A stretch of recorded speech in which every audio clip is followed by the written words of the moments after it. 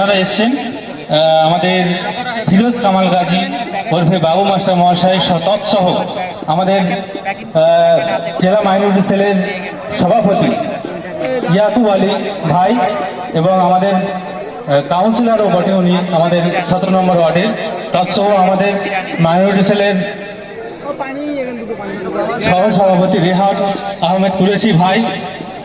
একে একে আমি পীরজাদা সাদ বিন আমিনকে অনুরোধ করছি সকলকে সংবর্ধিত করার জন্য ব্যাজ ও উত্তরীয় পড়াইয়ে। আমাদের ইতিমধ্যে আছেন আমাদের বিশিষ্ট সমাজসেবী অরিন্দম গোলদার মহাশয়। এছাড়া আমাদের স্টেজে বিভিন্ন বিশিষ্ট সমাজসেবী এখানে উপস্থিত আছেন। আমি পীরজাদা সাদ বিন আমিনকে অনুরোধ করব মাওলানা দরবার শরীফের পক্ষ থেকে সকলকে সংবর্ধিত করার জন্য। মাওলানা দরবার শরীফের পক্ষ থেকে পীরজাদা সাদ বিন আমিন এবং উপস্থিত আছেন এখানে মিডিয়া বন্ধু এবং সাংবাদিক বন্ধু।